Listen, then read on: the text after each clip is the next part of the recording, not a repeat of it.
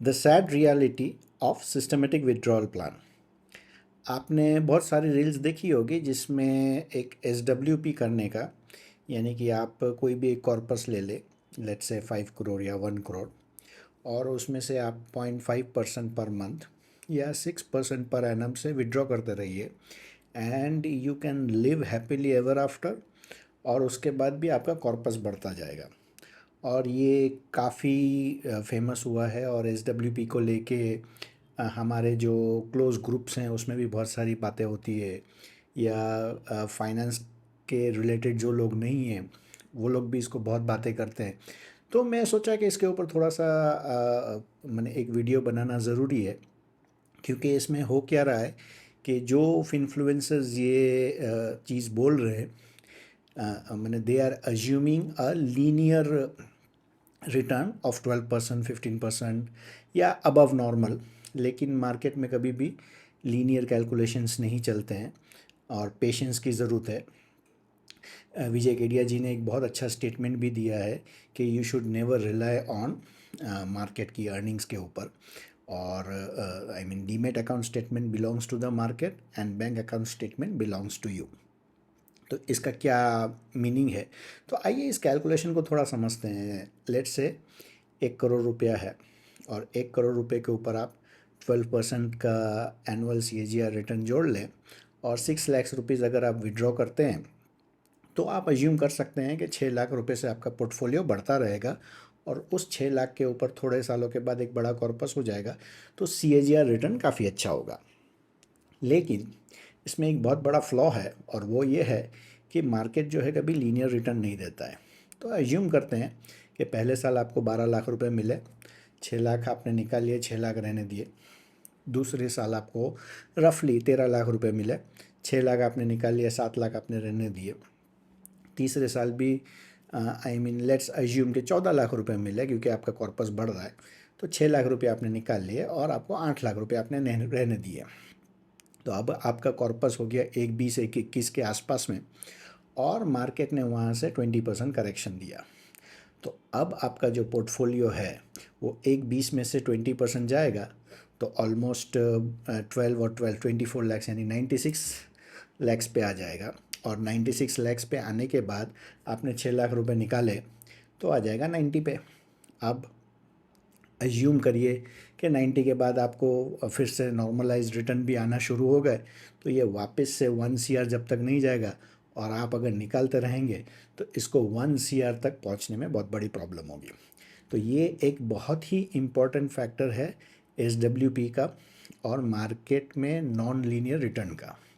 आपकी जितनी भी मैथमेटिकल कैलकुलेशन है वो लीनियर रिटर्न्स पकड़ के चल रही है, लेकिन मार्केट में कभी भी लीनियर रिटर्न्स आते नहीं हैं। कभी आपको +15% भी देगी, कभी आपको +20% भी देगी, कभी आपको -10% भी हो सकता है, कभी -15% भी हो सकता है। जो कोविड के बाद के जो भी ईयर्स हैं उन रिटर्न्स को अगर आप एक्स्ट्रापोलेट करेंगे तो नहीं चलेगा। दो इम्पोर्टेंट पॉइंट बता देता हूँ। 2008 के क्रैश के बाद 2010 से लेके 2020 तक, ये 10 साल में आप निफ्टी का रिटर्न देखिए। क्रैश के बाद रिकवरी में 10 से लेके 20 तक में बहुत ज़्यादा रिटर्न नहीं है, 9-10% या 11% के आसपास का CAGR रिटर्न बनेगा। तो ये हो गया क्रैश के बाद आपने अच्छे से इन्वेस्ट किया तो। लेकिन अगर आप 6300 का पीक पकड़ें प्री फाइनेंशियल क्राइसिस का और 7500 का बॉटम पकड़े कोविड के लो का, तो आप देखेंगे कि बहुत फ्लैट लाइन है 10 साल का। तो इसका मतलब ये भी होता है कि आप जो ये एज्यूम कर रहे हैं एक रिटर्न का, तो वो रिटर्न तभी आएगा जब आपका timing of exits is in the good time. इसका क्या मतलब है, लेट्स से मैं रिटायरमेंट प्लान कर रहा हूँ, मैं 1990s में बैठ के रिटायरमेंट प्लान कर रहा हूँ कि 18-20 साल के बाद अपने रिटायर हो जाएंगे। तो मैंने वहाँ से सिप करना चालू किया। तो 1990 से जब आपने सिप करना चालू किया और आपका अगर रिटायरमेंट 2008 के बाद आ रहा है, तो आपका रिटर्न कैसा होगा? Hardly anything. मैंने कैलकुलेशन करके आप देखिए तो आपको लगेगा कि you will barely break even, यानी आपने जितना लगाया रिटायरमेंट कॉर्पस उतना ही है। सिमिलरली लेट्स से आपका रिटायरमेंट 2025 था या 2021 था या 22 था या 19 था, 2010 में, 8 में, 7 में, 5 में आपने कभी भी प्लानिंग की 15 साल के बाद, यानी कि आपने 40-45 की एज में हुए और आपने 60 के लिए कॉर्पस जमा किया, तो वो नहीं आएगा। तो इसमें दो इम्पॉर्टेंट पॉइंट है सिस्टमेटिक विड्रॉल में। If you are making the returns up front और आपका कॉर्पस बढ़ चुका है, उसके बाद अगर आप निकालते रहेंगे तो आप प्रॉफिट में निकालते रहेंगे। लेकिन अगर आपके पास 3-5 साल का रनवे नहीं है फॉर पॉजिटिव रिटर्न्स, तो 3-4 साल के बाद वो नेगेटिव में आएगा। उसके बाद आपके लिए निकालना भी मुश्किल होगा।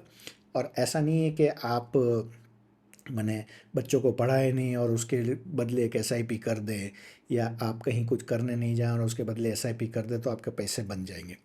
Time in the market is important, but also it is important कि आप ये भी सोचें कि अगर उस टाइम पे जहाँ पे मेरे को पैसा चाहिए उस वक्त अगर मार्केट ख़राब रहा तो मेरा कितना बनेगा। एज एन एग्ज़ाम्पल, ये 2020 से जो बुल रन चालू हुआ है कोविड के बाद से, लेट्स से ये 27 में, 30 में, 32 में अगर जाके एंड होता है और आपके रिटायरमेंट लेट्स से या आप जो भी प्लान कर रहे हैं वो 32, 35, 2033, 35, 34 में चाहिए, तो वो जो करेक्शन होगा उसके बाद आपका रिटर्न कितना बनेगा। ये एक इम्पॉर्टेंट कैलकुलेशन है जिसको बोलते हैं कि रिस्क को एसेस करना मार्केट में। और अगर आप एज्यूम करते चले जा रहे हैं कि 20% रिटर्न बनेगा और हर साल आप विड्रॉल करते रहेंगे, तो ऐसा होता नहीं है। ऐसा होता तो बड़े बड़े जितने भी माने इंडिया के टॉप बिलियनर्स मिलियनर्स हैं, वो धंधा छोड़ के मार्केट में ही आ जाते कि भाई इसमें लगा दो, इसमें पैसे रहने दो और अपने उसी में से निकाल निकाल के खाते रहेंगे। ऐसा होता नहीं है। ये सिर्फ एक जिसको बोलते हैं कि एक ड्रीम बेचने जैसा बात है, लेकिन उस ड्रीम की रियलिटी को भी समझना बहुत ज़रूरी है। आपको क्या लगता है?